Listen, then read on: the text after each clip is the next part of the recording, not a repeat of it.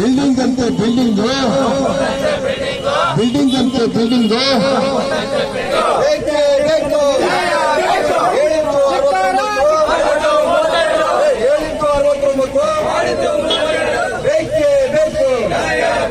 Building ಅಂತೆ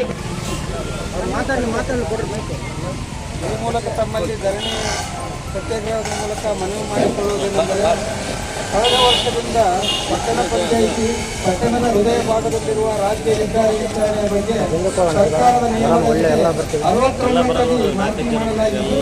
ಆದರೆ ಇತ್ತೀಚೆಗೆ ಪಟ್ಟಣ ಪಂಚಾಯಿತಿ ಸೇರಿದ 26 ಮಳಿಗೆಗಳನ್ನು 32 ಅಡಿಗಳಿಗೆ ಸೀಮಿತಗೊಳಿಸಿ ಕೇವಲ ಮಳಿಗೆಗಳನ್ನು 5 ಅಡಿಗೆ ಹೊಡೆದುಕೊಂಡಿರುತ್ತಾರೆ. ಅಲ್ಲದೆ ನವೀಕರಣಗೊಳಿಸಿಕೊಂಡಿರ್ತಾರೆ. ಒಂದು ಕಡೆ 69 ಅಡಿ, ಮತ್ತೊಂದು ಕಡೆ 32 ಅಡಿ ಹೊಡೆಯಲು ಅವಕಾಶ ಮಾಡಿಕೊಡುವುದು ತುಂಬಾ ತಾರತಮ್ಯವಾಗಿರುತ್ತದೆ.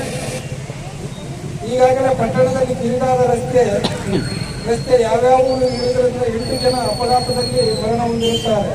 ಬಹಳಷ್ಟು ಅಪಘಾತಗಳಲ್ಲಿ ತೀವ್ರ ಸ್ವರೂಪದ ಗಾಯಗಳಾಗಿರುತ್ತವೆ. ಅಲ್ಲದೆ ಪಟ್ಟಣದ ರಸ್ತೆ ಒಡೆದು ಈಗಾಗಲೇ 3 ತಿಂಗಳು ಆಗಿರುವುದರಿಂದ ಸಾಕಷ್ಟು ಧೂಳು ತುಂಬಿದ ಪಟ್ಟಣದಲ್ಲಿ ಆವರಿಸಿಕೊಂಡಿದೆ.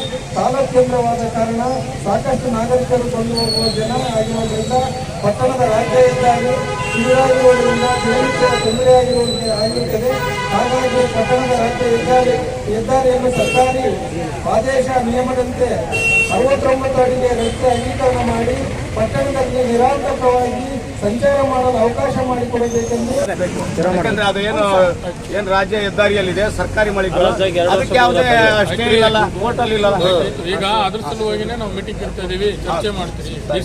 ಜಿಲ್ಲಾಧಿಕಾರಿಗಳು ಬರತಕ್ಕ ನಿಮ್ಗೆ ಏನ್ ಕೇಳ್ಕೊಂತ ಇದೀರಿ ಅಂತಂದ್ರೆ ಈಗ ನಿಮ್ ಬೇಡಿಕೆ ಏನಿದೆ ಡಿಸಿಯವ್ರ ಜೊತೆ ಡಿಸ್ಕಸ್ ಮಾಡಿ ನಾವೊಂದು ತೀರ್ಮಾನವನ್ನ ಇಲ್ಲೇ ತಗೊಂತೀವಿ, ಇಲ್ಲೇ ಮೀಟಿಂಗ್ ಮಾಡ್ತೀವಿ. ಮೀಟಿಂಗ್ ಮಾಡಿ ತೀರ್ಮಾನ ಮಾಡ್ತೀವಿ. ನೀವು ಕೋಆಪರೇಟ್ ಮಾಡ್ಬೇಕು. ನೀವು ಧರಣಿ ಅವಶ್ಯಕತೆ ಇಲ್ಲ.